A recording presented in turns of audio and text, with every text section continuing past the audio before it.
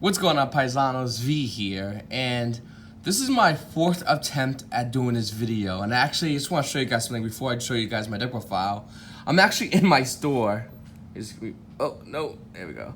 I'm actually in my store doing this deck profile, and you would think that me being closed today, it'd be a lot easier, but you'd be wrong. I had to talk to my distributors. I had customers come in randomly going, "Hey, I know you're closed today, but I still want to hang out." And yeah, no, my phone's actually on airplane mode now, so hopefully this goes good. This is my fourth attempt at doing the ALTERGEIST deck profile. For you guys that don't know, I'm going to give you guys my main side extra and give you all my reasons why I think this is one of the best decks of the meta. Not only one of the best decks of the meta, specifically this build. It's very diverse and it can handle a lot of decks in meta right now. I feel like decks like Orcus, Sky Strikers, Salamangreats, Mystic Mind, Control, whatever you want to call it, Burn. These are phenomenal decks, and I feel like ALTERGEIST has the best matchup against every single one of those decks. So without further ado, hopefully, I'm going to give you guys my main side extra, and then afterwards, I'm going to give you guys my reasonings. And if you have any questions, please comment them down below. But before I begin anything else, guys, please make sure to hit the subscribe button, hit the like button, and notification bell for your boy V over here, the fellow Paisanos, trying to get a deck profile done for you guys, and everyone and their mother decides to bother me today as I'm doing one video. So I really appreciate you guys for watching this video. So right out the gate, guys, we have 3 Multi-Faker, 3 Meliseek, 3 Marionetta, 2 Soliloquies, 1 Kinkuri, 2 Diddy Crow, 2 Ash Blossoms, and 2 Phantasmates for the monster count. For the spells, we got 3 Pot of Extravagance, 2 Sewer Polys, and a 1-for-1.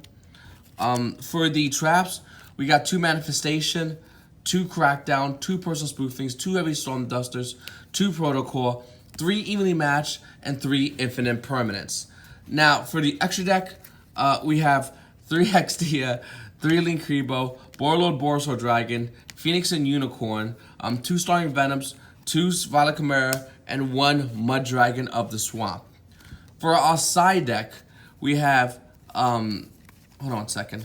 We have 2 Secret Village of the Spellcast as well as the Imperial Order, 2 Summon Limit, 2 Unending Nightmare, 2 Ghost Ogre, 3 Dynamaster Prankatops, and 3 Raw Spear Modes. So let me go over every single reasoning, because I spent about 5 hours in this deck last night, and that's just me fine-tuning it. The main deck is 40, and everything else is 15-15.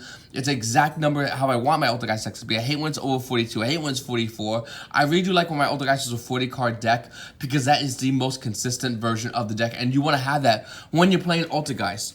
Now, right off the gate, I have 3 Spirit Modes. This card is very important for ALTERGEIST. We cannot spam the board as well as other decks can. Orcus variants or any kind of Thunder Dragon danger variants or whatever it is. Any kind of danger variants in general. We can't spam the deck, and it's really hard to fight against an established board. So that's why I think Spirit Mode's huge.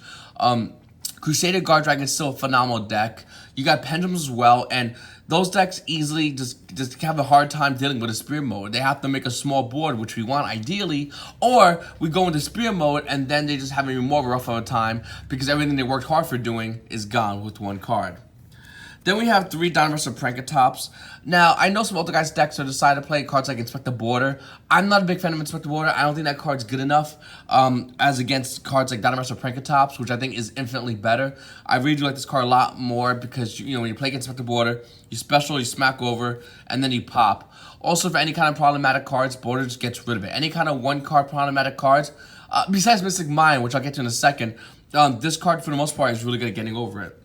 Now, I opted to decide 2 Ghost Ogre, subbed out for 2 Diddy Crow. The reason why I want to play Diddy Crow is because I think Salamangreats is still a phenomenal deck, and you have to respect that deck enough to play cards like Diddy Crow, hit a spinny, slow their turn down, and once the turn slow down, this doesn't matter.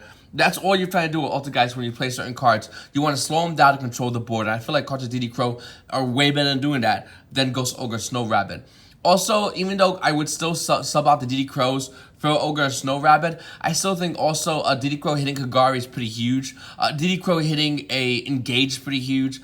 Diddy Crow in general, I think, has a great game winning against the majority of the decks in the meta right now. I do think that depending on the meta can shift, Ghost Ogre can fit in the main, and Diddy Crow being the side. But as it currently stands right now, I respect Salamangreats way too much to ignore the fact that deck can easily make a good board, even with the one lady debug.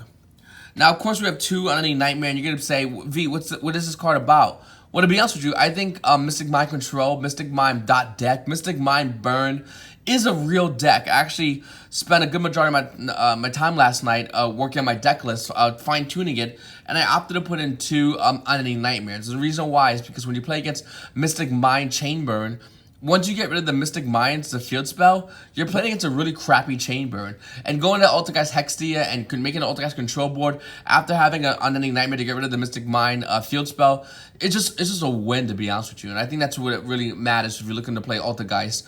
You really want to get easy wins or controlling wins against a lot of decks. Also, Unending Nightmare just by itself is good against Pendulums, and even though Endymion Pendulums isn't that hard of a matchup, it is pretty cool to have a card that also answers that as well as Mystic Mind. Then we have 2 summon limits. This card's just good in general. I think, I mean, going first game 2 or game 3, this card's going to help you win. You're going to go first. You're going to set up a control board, or as best a control board as possible. You're going to flip up summon limit, and that's it. You're going to play against decks like Salamangreat or combo heavy deck. So this is a phenomenal card. Then against Strikers, because I still think Strikers are still a great deck this meta. We have 2 Secret Villages, Spellcasters, and an Imperial Order. That's it for my 15 card. And the reason why I'm not running 3 Secret Villages, Spellcasters, and I opted to run the Imperial Order, because obviously when you run Imperial Order, you can proc Multi-Faker, which just furthers your plays and stuns them at the same time. So we'll go into extra deck cards. I think we just need 1 Mud Dragon and 2 Violent Chimera and 2 the Storm Venom Fusion Dragon. I think this is more than enough. I really made this build to go second against the majority of the decks in the meta. And, you know, when my opponent goes off with, with Salad Boys, having a Violent Chimera and a Super Poly in hand, especially Super Poly being at 2, is huge. When you go against combo decks, this is huge. So I feel like the reason why I want to go second is not only just to evenly, not only to have the ability to Phantasma or control, negate, and permanents, not any because of any of that stuff, but to really open with a Super Poly and just blow out their whole board after they work so hard on building it.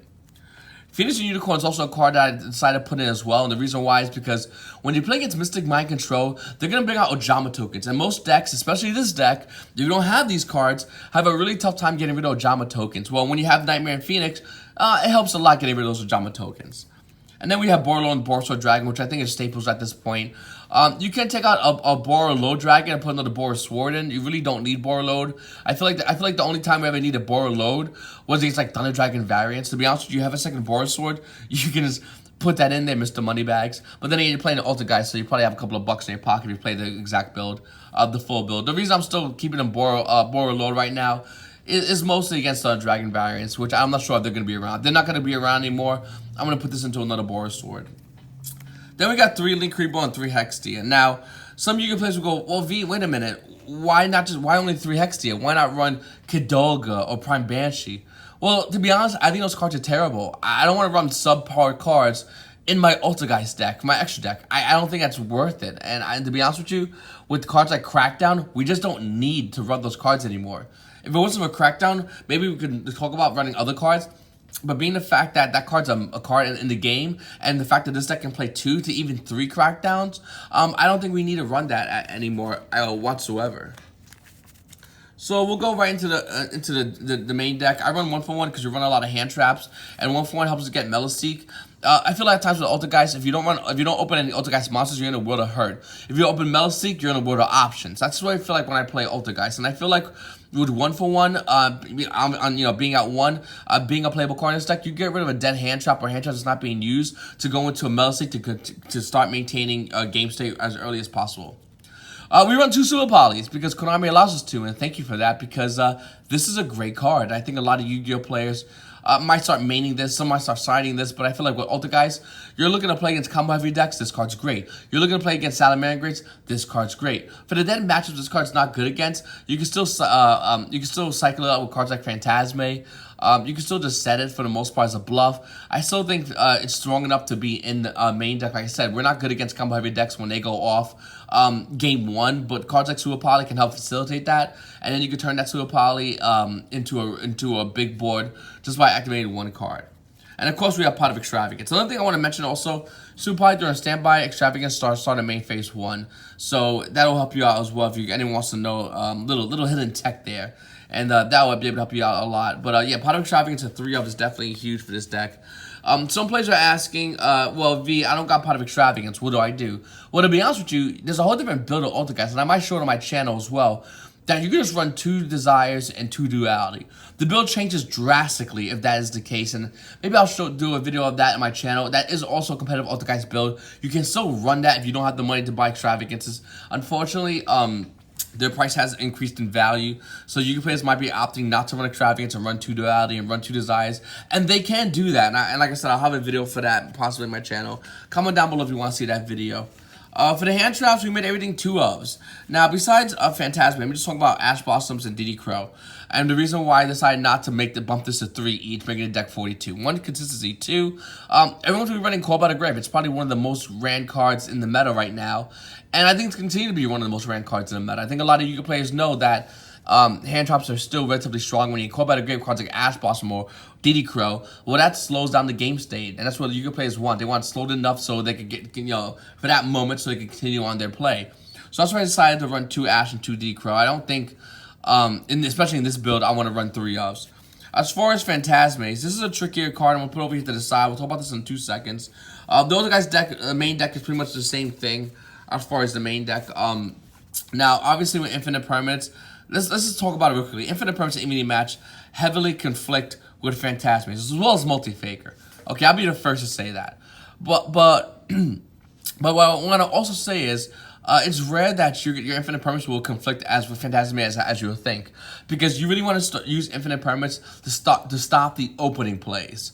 And if your opponent somehow gets through the opening plays, then you can Phantasme them afterwards. So I want to really focus on decks like Salamangreat, because when you play against strikers, you're not really going to want to maintain your Phantasmes in your deck. You really want to take your Phantasmes out, because you're going to +1, which is decent, but it's just not worth it. Especially when you're running cards like Infinity Match, Impermanence, and ALTERGEIST Multi-Faker. So I would side this out. But against a lot of other decks, I would still run Phantasmes, because you stop their opening plays with Infinite Permanence, and then you follow up Phantasmes to replenish your hand. That's why I kind of kept these 2 in. As far as Evenly Match and Phantasmes, well, it depends what you're playing. If I'm playing a Crusadia variant, I'm not going to care about Evenly Match. In fact, when I drop my Phantasmes, I'm going to sub the Evenly Match back into the deck because it's not good against, because the deck's going to play multiple negates. So this isn't as good. I don't want to bait a bunch of negates, evenly match them, because it's really not as strong as it could be.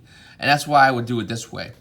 Now, there's certain matches where I would want to hold my Phantasmes and evenly match, and that's totally fine. It's up to player preference. It depends if you can get this off. If you feel very confident about getting an evenly match off, obviously you're not going to want a Phantasme. If it's the other way around, you're going to want a Phantasme. So that's why I left it in here as that. I think both cards are phenomenal. They're probably one of the best cards in the game right now. I think Evenly Match desperately needs to be in the main deck for anyone playing ALTERGEIST, because against strikers, it's a blowout. Against the mirror match, it's a free win. Against Salad Boys, I mean, once again, you would want to ideally go Phantasmes over Evenlies if they have the negate board. If they don't have the negate board, you go Evenlies, and that's another thing you can easily do. You can easily drop Phantasme and just swing into one of their monsters, try to bait it out, which it's not really that hard to do, to be honest with you, and then use evenly match. So that's another option you have as well. There's a lot of options you have with ALTERGEIST, and that's what I like about it. It's very fluid as a deck, but definitely very, the deck definitely has a great control depending on how you want to use this playstyle. And I know I play a lot of 2-ofs. I'm not running Trap Tricks. Another thing a lot of people will be questioning.